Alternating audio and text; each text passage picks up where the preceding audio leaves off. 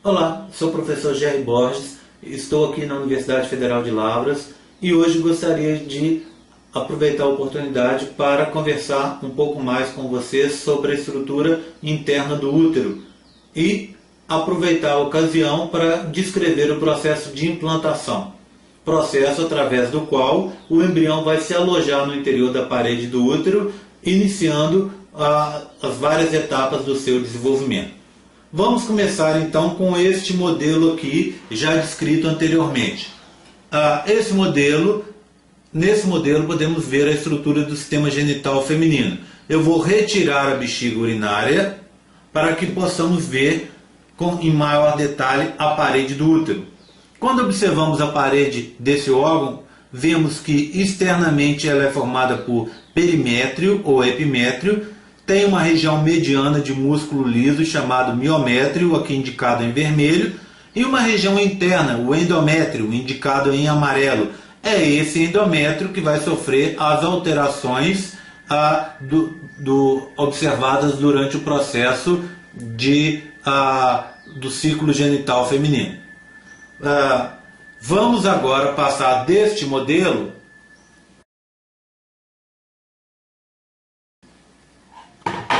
para este modelo aqui. Neste modelo, temos um corte do útero em que nós podemos ver de forma simplificada as três regiões do órgão. Aqui, embaixo, indicado em rosa, a região do epimétrio ou perimétrio. A região mediana está aqui, o miométrio, músculo liso. E a região interna está aqui, o endométrio.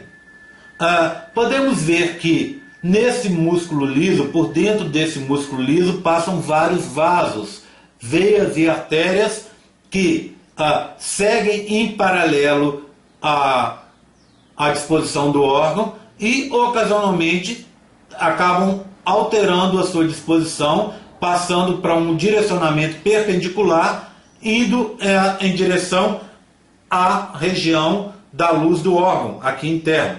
Então, aqui temos veias e artérias. Ao adentrarem para o endométrio, essas veias e artérias sofrem um processo de diminuição do seu diâmetro e enovelamento, passando a se chamar veias e artérias espiralizadas ou espiraladas.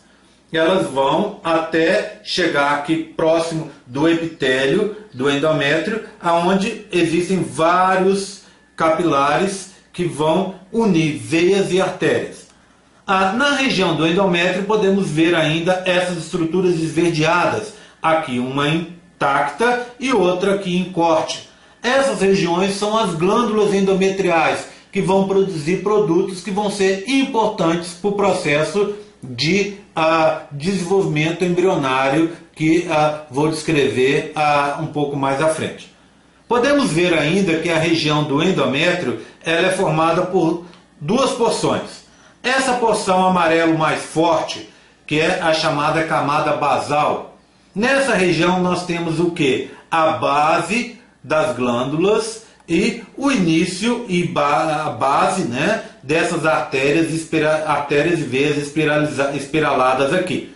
Essa região aqui de cima, indicada em amarelo claro, juntamente com a região indicada em laranja, que é o epitélio do endométrio, essa região é chamada de camada funcional. É ela que é perdida durante o processo de menstruação.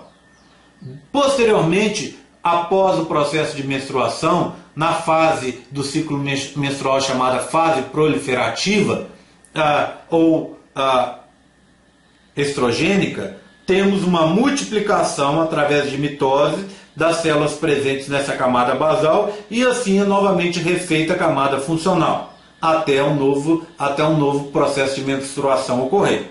Bem, após a descrição dessa estrutura, eu gostaria de mostrar para vocês relembrar com vocês um pouco do desenvolvimento que temos visto até agora.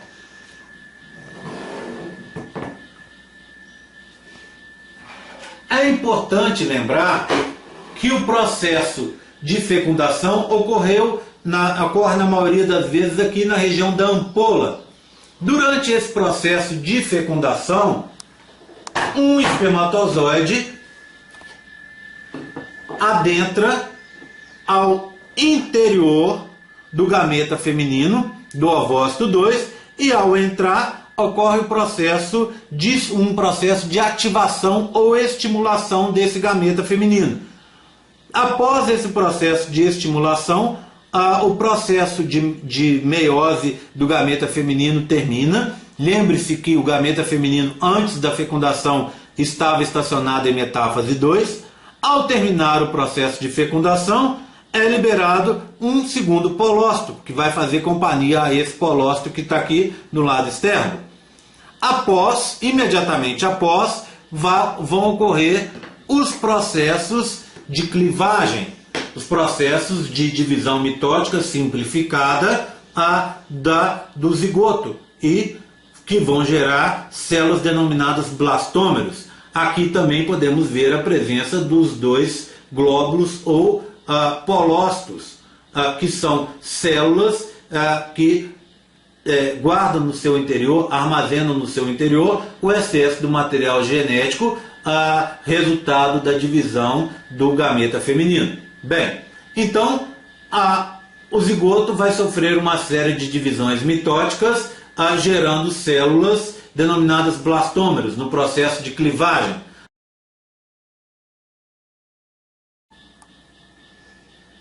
Bem, após uma série de processos de clivagem, temos a formação de uma estrutura como essa.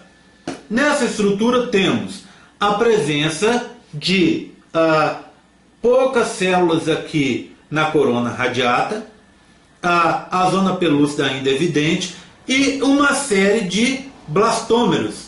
Na espécie humana, quando temos a partir de 16 blastômeros, essa estrutura é denominada mórula. É essa estrutura que vai sofrer o processo de compactação, dando origem à diferenciação dentro-fora, a primeira diferenciação do embrião. Aqui também podemos ver a presença dos dois polócitos ou glóbulos polares descritos anteriormente. Ao retirar um dos blastômeros, podemos ver que a estrutura ainda é uma estrutura maciça e que não há diferença entre a parte interna e a parte externa. Contudo, após algumas divisões, podemos ver que essa diferença vai surgir. Nesse modelo aqui, essa diferença fica clara. Após o processo de compactação da mórula, temos a formação de uma região externa, com blastômeros unidos fortemente entre si, através de junções adesivas e oclusivas. Podemos ver aqui também, nessa parte aqui do modelo. E uma região interna. Essa região interna é chamada de embrioblasto. É aqui onde vai se desenvolver o embrião. A região externa, por sua vez, aqui indicada em amarelo, é chamada de trofoblasto. É a partir do trofoblasto que vão se desenvolver uma série de membranas fetais.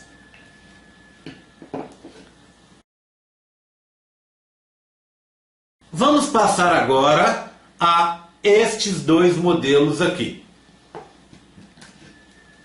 Esses dois modelos descrevem o processo de diferenciação que ocorre após a formação do embrioblasto e do trofoblasto que eu acabei de descrever. Portanto, quando nós olhamos este modelo, nós vemos o quê? Um embrião já sem nenhuma célula da corona radiata, mas ainda envolto por essa estrutura, que aqui representa a zona pelúcida. Aqui temos o embrião. Esse embrião tem no seu exterior, na sua região mais externa, essas células indicadas em verde, que no modelo anterior estavam indicadas em amarelo, que vão representar o trofoblasto. E na região interna, uma série de células indicadas em amarelo, nesse modelo, que vão representar o embrioblasto. Vocês podem ver que neste modelo já se formou uma cavidade. Essa cavidade ocorreu devido ao acúmulo de líquido no interior do embrião nessa fase. Como surge esse acúmulo? As células internas, as células externas aqui do trofoblasto começam a bombear através de bombas de sódio e potássio íons para o interior do embrião. Lembre-se, já ocorreu o processo de compactação da mórula. Então começa a se acumular íons aqui dentro. Como resultado, a água acompanha por osmose e acaba acumulando líquido também no interior do embrião.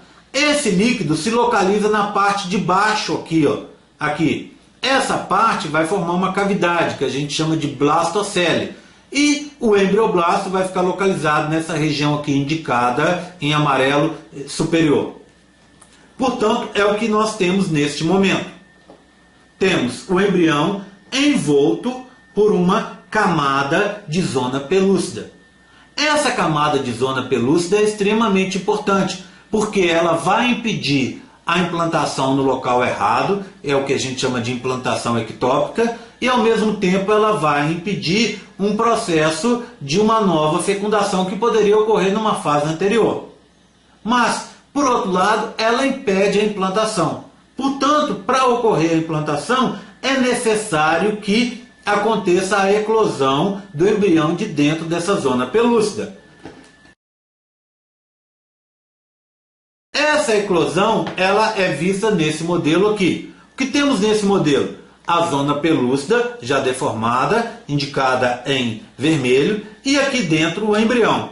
Esse embrião vai liberar provavelmente enzimas. Essas enzimas vão abrir um espaço na zona pelúcida e o embrião vai sair de dentro dela, vai eclodir de dentro da zona pelúcida.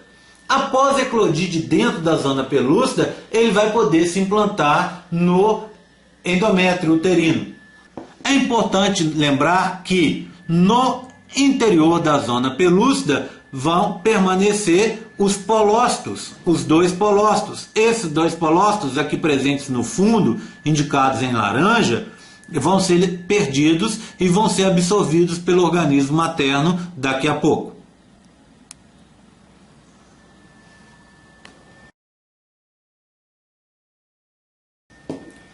Após a descrição desses processos, eu espero que vocês sejam capazes de ter uma visão do processo, desde o processo de implantação até a eclosão da zona pelúcida, sejam capazes de entender a importância dessa eclosão e, ao mesmo tempo, sejam capazes de compreender um pouco mais sobre a anatomia interna do útero, indicando as suas diferentes regiões componentes e as alterações que surgem nessas regiões durante o ciclo menstrual.